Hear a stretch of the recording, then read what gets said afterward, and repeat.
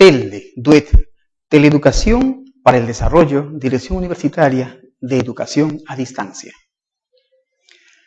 Bienvenidas, bienvenidos, queridos alumnos. El que les habla es el magíster Alejandro Sánchez Vázquez, que se hará cargo de este dinámico curso Educación para la Interculturalidad.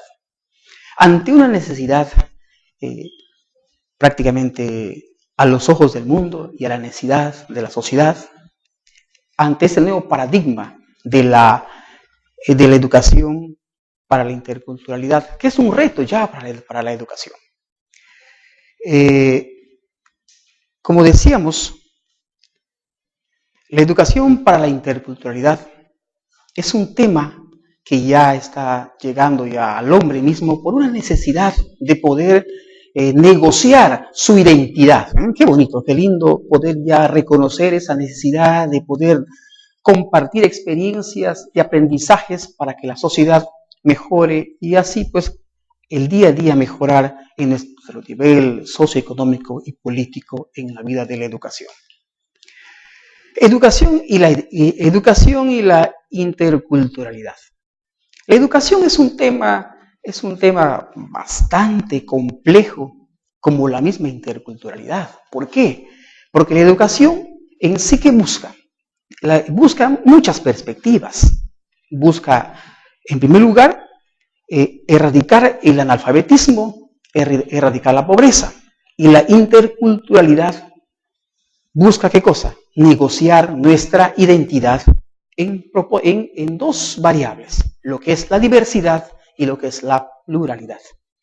Qué interesante, ¿verdad? Es importante reconocer estas variables porque nos van a llevar como investigadores a la vez a poder encontrar un enfoque a nuestras nuevas realidades que vive este mundo globalizado.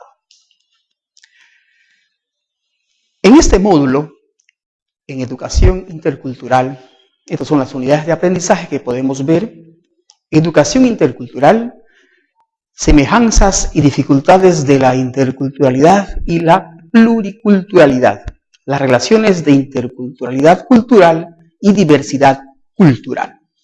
Si podemos ver, hay una relación directa entre esos tres temas, lo que es educación cultural, la interculturalidad y la pluriculturalidad, y esa relación que existe entre ellos, ¿verdad? Queríamos comentar algo. En esta relación de alumno-maestro, maestro-alumno, ustedes chicos que van a salir al campo de acción, que van a ir a las comunidades, se van a ir a los pueblos, viajarán a otros países y tenemos que salir pues preparados para la vida, preparados para poder negociar lo que han aprendido en sus raíces y para poder llevar a otros lugares y que sean pues bienvenidos y bien aprovechados y dejar bien en alto a las capacidades aprendidas en estos niveles de lo que es la interculturalidad con otros mundos. Bueno, vamos a tratar de comprender a esta variable cultura. ¿Por qué es importante la cultura? Porque creemos, tenemos muchas formas, muchas perspectivas de ver la cultura. Por decir, la cultura está enraizada en lo que es la economía, en lo que es la política y lo que es la sociedad. Por ejemplo, mi cultura. Si yo soy un joven que nazco en una familia humilde, mi cultura va a ser otra perspectiva. Y así, en esos niveles socioeconómicos y políticos, la idea es que la interculturalidad nos lleve a todos al mismo nivel para empezar y con las mismas oportunidades de negociar nuestra identidad. Bueno, ahora, la pregunta es, ¿cómo comprender a esta variable cultura? Bueno, pues he hecho una reflexión y comparto con ustedes para reflexionar y ustedes puedan tener otras perspectivas y mejorarlo, porque en eso es el reto de la educación intercultural, traer propuestas y llevar propuestas. Creemos reconociendo, para reconocer primeramente esa cultura hay que reconocer a los valores y a la moral. Creemos fundamental en la vida intercultural, si no reconocemos los valores y lo moral, la cultura no tiene un sostén, no tiene una base, no tiene un norte, cómo poder procesar estos grandes conocimientos que podemos adquirir dentro del proceso cultural. Entonces los valores como horizontes de grandes significados. Eso significa el inicio de la perspectiva de un pueblo. Y ese pueblo tiene un hombre, y ese hombre tiene una familia que se llama sociedad. A la vez, también tiene moral, que es el indicador que nos va a decir cómo estamos llevando esta cultura en estos pueblos. Entonces, como decíamos, cómo comprender a esta variable cultura es la manera en que una sociedad se organiza, vive, piensa y celebra. O sea, hay que reconocer el cómo lo hace. Su manera de ser, sus creencias, sus valores, sus costumbres, sus tradiciones. Además, su parte visible y otra invisible. Qué interesante esto. Aquí viene, pues, vamos a explicar también nuevamente esto. Que cultura es todo lo cotidiano. Si nosotros no reconocemos estos procesos de vidas, tanto del hombre como de la sociedad en el entorno, ya sea en una comunidad, en un pueblo, una ciudad, no vamos a poder llegar a comprender qué es interculturalidad. Cuando decimos de una manera organizada, significa que ellos, ¿cómo han aprendido? Por ejemplo, en nuestros pueblos amazónicos, como el hombre en el proceso, antes que existan las carreteras, solo habían trochas, caminos, antes que lleguen los españoles y otras culturas en nuestros pueblos, cómo ellos aprovechaban la naturaleza, cómo ellos cortaban de repente la calabaza, la partían por la mitad, le hacían un envase. Por ejemplo, cómo hacían los vasos, cómo tomaban, hacían a través del huevo del toro, eso es lo que llaman el escroto, lo capaban al toro, lo sacaban y lo llenaban de tierra, lo hacían secar al sol y quedaba en forma de vaso. Entonces, a eso, cómo la sociedad se organiza para vivir, piensa su mundo, su cosmovisión de cada lugar, ¿no? Y cómo celebra sus festividades, sus hazañas, sus dolencias ante unas calamidades naturales, ¿no? Entonces, por eso decimos también que el hombre también es un ser biológico y también un ser etnográfico, ¿no? Es una forma de decir. Y cuando hablamos de su manera de ser, sus creencias, sus valores, sus costumbres y sus tradiciones, por ejemplo, cada hombre de cada lugar, tú que puedes ser peruano, ecuatoriano, francés, africano, donde nos estás escuchando, viéndonos, tienes tus propias creencias, tus propios valores, tus costumbres y tus propias tradiciones. Entonces, en base a esos elementos, es importante pues que nos reconozcan quiénes somos, qué traemos para el mundo, qué traemos para nuestra relación entre personas y sociedades. Y cuando hablamos de su parte visible, otro invisible es pues, cuando se llama el sentimiento propio de la persona, ¿no? O sea, lo que no se puede medir, ¿no? Y lo que es visible son tus actos, ¿no? El servir, el acogerte a la casa, ¿no? Y el otro invisible es mis buenas intenciones para ti, para él y para ellos y para todos que se abrigan en nuestro territorio, en nuestra familia. Eso más o menos nos quiere decir. Y que cultura es todo lo cotidiano, es todo lo que hacemos. Bailamos, danzamos, nuestras comidas, nuestra forma de caminar, en primer lugar, nuestra forma de hablar también. Esa es cultura cotidiana. Qué interesante, ¿eh? Lo más importante es tratar de comprender. O sea, no es memorizarse, más bien es vivirlo a la vez. O sea, si nosotros no vivimos, hay que tratar de asimilar estas variables y tratar de hacerlo para tener una criticidad de lo que estamos entendiendo de lo que es la interculturalidad. La educación, como decíamos en el como habíamos dicho antes, que educación tiene perspectivas, ¿no? La educación, habíamos dicho también que erradicar el analfabetismo, la pobreza, ¿no? Y también, ¿qué cosa hemos dicho? Habíamos dicho que debemos de mis procesos de transformación, mis procesos de socialización, mi proceso de transformación y construcción de conocimientos, proceso de desarrollo de la creatividad del individuo, proceso de vinculación y de concienciación cultural, moral y conductual. Se llama negociación. Hay que negociar nuestra identidad. O sea, en este caso, la educación intercultural busca negociar nuestra identidad. El proceso de transformación es un proceso largo. No es una cuestión que hoy día me lo aprendí y mañana lo estoy haciendo. No, es un proceso largo, de esfuerzo, de luchar, de caer, de levantarse, y así sucesivamente se hace una transformación. Gracias, pues, a dos entes que son el hombre y la sociedad, o sea, la educación y la etnografía. O sea, etnográficamente significa la cultura y la educación significa el hombre aprende para compartir conocimientos. El proceso de socialización es cuando nosotros podemos hacer pluralidad, o sea, con el blanco, con el negro, con el gringo. Una experiencia, yo cuando tuve la edad de 11 años, por primera vez vi un hombre de color y le llamé Blackie. Le dije, Blackie, y se quedó sonriendo porque él era un músico que comía en nuestro restaurante, y me quedé maravillado, un hombre de color que nunca había visto. Y empecé a entender que no somos de un solo color, tenemos muchos colores, ¿eh? O sea, y bueno, así se llama lo que se llama la socialización. Entonces él me contó que él era de Chincha y empecé a conocer un poco más del Perú a través de esta persona, porque ahí estamos haciendo interculturalidad. Él traía sus costumbres, su forma de hablar, sus tradiciones. Qué interesante.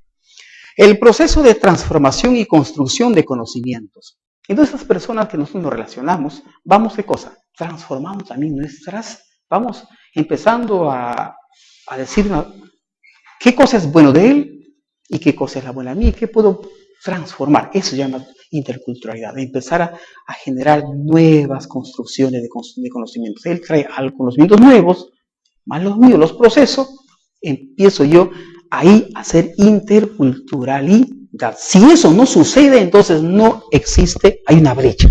No podemos hablar de interculturalidad. Y porque vamos construyendo los nuevos conocimientos para poder comprender entre él y yo en el proceso de nuestra vida económica, política, socioeconómico.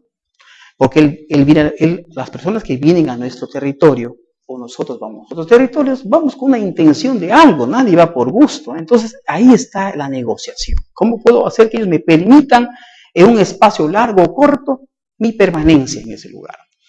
El proceso de desarrollo de la creatividad del individuo nos permite, a través de la educación intercultural, poder tener nueva imaginación en la parte económica. Por ejemplo, económicamente, ¿yo qué puedo crear en base a lo que se llaman los mercados, ¿no? los mercados de exportación? ¿No? Yo puedo exportar a través de esas experiencias y también puedo importar por esas experiencias que son necesidades propias de los pueblos que van necesitando en el proceso de desarrollo del conocimiento. Cuanto más conocimientos tengas, más necesidades tienes. En el proceso de la vinculación y de concienciación cultural, moral y conductual, hemos dicho entonces que para que funcione, camine, vaya siempre un norte, la moral es importante en la interculturalidad. Aquí vamos a mostrarles un cuadrito interesante. Lo he desarrollado, no es una copia, así que pueden ustedes usarlo también. He puesto en el centro, el foco, el interés, la mayor información, la familia. Dirán, pero ¿por qué? ¿Qué tiene que ver la familia en el entorno intercultural? Mucho tiene que ver. ¿Por qué? Vamos a hacer un recorrido de lo que es la familia en el proceso de la educación intercultural. A ver, la familia, ¿qué hace la familia? La familia, primeramente, son 3 personas que inician: el padre, la madre y el hijo, ¿verdad? El hombre, ahí está la familia. ¿Qué sucede ahí? Ellos se proyectan hacia la escuela. Entonces, la escuela, su función de la escuela, ¿qué cosa es? Proyectarse hacia una socioeconómico político, ¿verdad? Esa es la estructura de la escuela. ¿Para qué? Para poder enrumbar un nuevo destino a un determinado lugar, porque cuando se habla de cultura, estamos hablando espacio, tiempo y símbolos, ¿verdad? Entonces la escuela empieza a procesar esas necesidades para que, o sea, ahí estamos aprendiendo, estamos comprendiendo el día a día hacia una interculturalidad. En el proceso llegamos ya a donde ya estamos claros, con conocimientos, con propuestas e ideas para poder trascender en el proceso de este mundo globalizado. Entonces, en este caso, la familia, partiendo de sus opiniones, de sus creencias, de la vida diaria, de sus proyectos, de su acervo cultural, ideas, sentimientos, todo esto, cuando hablamos de opinión, ¿qué significa opinión de la familia? Plantean qué va a ser de mis hijos, qué va a ser de mí, qué voy a dejar legado a esta sociedad. O sea, la familia es un ente importante o como foco de desarrollo de un país. Sus creencias son importantes porque en base a eso la familia va a tomar el nuevo rumbo, va a tomar la cosmovisión, esa visión que necesitamos día a día. Muchas veces nosotros vivimos con misiones y la interculturalidad busca que el hombre dentro de la familia tenga una visión. Una visión es algo más profundo, más para organizar, para desarrollar, para procesar, para llegar a un producto final. Personas, si nosotros no trabajamos solo en misiones, no alcanzaremos pues la interculturalidad en lo deseado. La vida diaria de la familia, ¿qué cosa es? Como hemos dicho, es de todos los días. Tiene que lavar, planchar, ir a trabajar, todas esas cositas de la vida diaria. Y así va alimentando la interculturalidad en el proceso de relación familia y la calle o la sociedad afuera. En los proyectos, cuando habla de proyectos, dice, quiero tener una mejor vida, quiero que mis hijos progresen, mi hijo viaja al extranjero, queremos mejorar, tener una mejor calidad de vida. Son los proyectos de vida. El acervo cultural viene a ser todo ello que significa un país. O sea, geográficamente, platos de comidas típicas, de bailes, costumbres, creencias, todo ello está dentro del acervo cultural. Ese aprendizaje se llama el acervo cultural.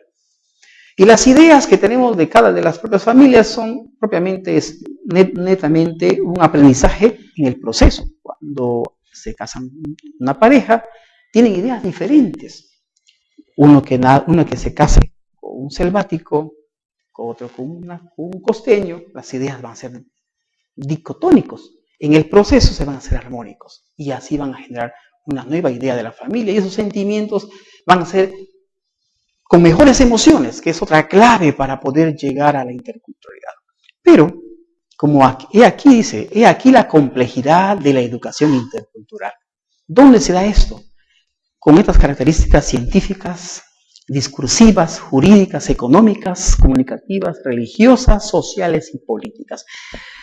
Esto hay que practicarlo continuamente para poder ir despejando esa complejidad de la interculturalidad.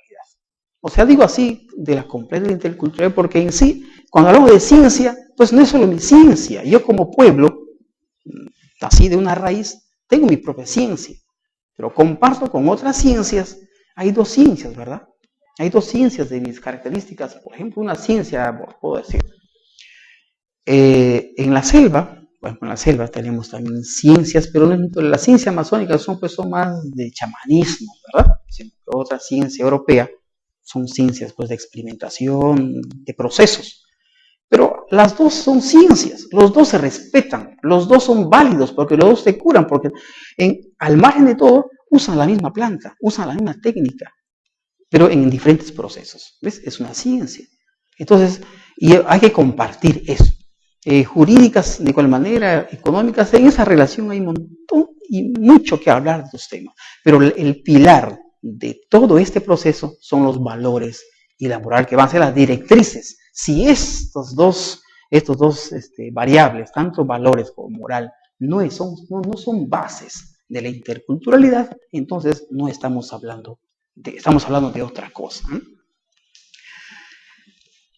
A modo de resumen, vamos a ver en primera instancia el ser humano. El ser humano, cuando aparece en la tierra, no tuvo familia, ¿verdad? Hombres nómades, hombres que caminaban sueltos, dispersos, solamente era sobrevivencia. En el proceso, el hombre va caminando, va experimentando, va imaginándose, siente necesidades, porque siente frío, siente hambre, se hace viejo, se envejece y necesita agruparse para tener fuerza. Entonces empieza a aparecer grupos de personas, pero dispersos, que no eran familias, eran grupos. Y en el proceso van descubriendo algo. Van descubriendo que se van emparejando y van desarrollando familias. Ah, caramba, pero ellos no sabían que eran familias, ¿verdad? Recién a través del tiempo, ya cuando el hombre ve a distancia, esa era una familia. Pero antes ellos iban agrupándose, empezaron a dar cuenta que ya se veía que ya estaban rodeados de hijos pequeños, ¿no? Y empezaron a sembrar, a cultivar, y así es como se empieza a entender a la cultura como el cultivo de la tierra. En el proceso pasan los años, siglos y siglos, vamos llegando ya al siglo XVI, hasta ahí llega lo que se entiende por cultivo de la tierra. Y, o sea, el hombre, desde su inicio hasta el siglo XVI, tiene un comportamiento de aprendizaje, su alcidez, donde que llega a la cúspide, caramba, hasta aquí. Entonces aparece el romanticismo. El romanticismo se dice, bueno, pero el hombre no es solamente una máquina para sembrar o para preocuparse en la sobrevivencia. Al margen que hasta el siglo XVI ya había tecnología, ya había conocimiento, pero simplemente era acumulativo. La gente acumulaba bienes, cuanto más cargos, más nombres tenía en el proceso, estaba bien. O sea, tengo más casas, más esclavos, tengo más cosas, entonces estaba bien. Pero el romanticismo empieza a deconstruir. O sea, deconstruir significa empezar de nuevo, empezar algo de nuevo, con una nueva perspectiva, con una nueva forma de ver al hombre. Entonces empieza lo que se llama, ya no a cultivar la tierra, sino a cultivar al hombre. Empieza ya que el hombre tiene un sentimiento, tiene un corazoncito, tiene una sonrisa, tiene una vocación de servicio. Empieza a dar otra estructura a la palabra cultura. Pasa el siglo XVII, XVIII, XIX, el hombre ya no es solamente romántico, sino que empieza ya a juntar las fuerzas de lo que yo acumulo y de lo que yo puedo servir. Entonces vamos ya encontrando cómo la palabra intercultural ya se va construyendo, ¿verdad? Intercultural, ya se va organizando, se va armando, y es un proceso largo. Y todavía estamos en pañales todavía, porque nos falta mucho por aprender a vivir. Entonces, dice, el ser humano y la familia son personas, ¿verdad? Eso es un hecho, es una realidad también. ¿Por qué las personas, dice, habitan lugares, sueñan el tiempo, busca darle un sentido? Como podemos ya haciendo un resumen de todo, decimos que el hombre es biológico, es cultural. Biológico, cuando hablamos de la parte etnográfica, que etnográfico significa la observación, el comportamiento de lo que hemos comentado, de que el hombre, cómo es su proceso desde su aparición hasta nuestros tiempos. Y la parte pedagógica, que viene a ser la parte cultural, es el que regula, o sea, se da cuenta el cómo debe mejorar, o sea, que es el observador, cuando dice, oye, acá te has equivocado, acá puedes mejorar, esa es la idea. Entonces la pedagogía permite en el proceso de la educación mejorar, ¿qué cosa? Mejorar a la persona, mejorar a la familia, y de esa manera juntar estas dos variables, diversidad cultural y la pluriculturalidad. A este enfoque le van a llamar lo que llama la multiculturalidad. Entonces, cuando hablo de diversidad cultural, estamos hablando de todo lo que tiene que ver con la acumulación. Eso queremos sintetizar.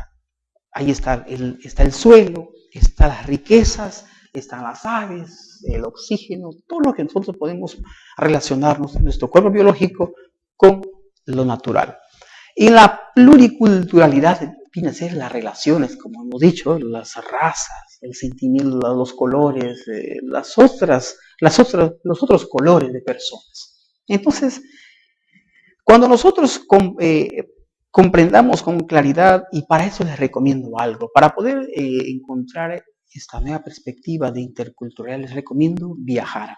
Salgan de paseo, váyanse, si estás en el Perú, váyanse a Chosica, váyanse a Ñaña, váyanse, hay tantos lugares bonitos, elegantes también a los que usa la elegancia, de poder compartir lo que es la diversidad cultural y a la vez también encontrar la pluriculturalidad en este proceso. Para la próxima unidad vamos a seguir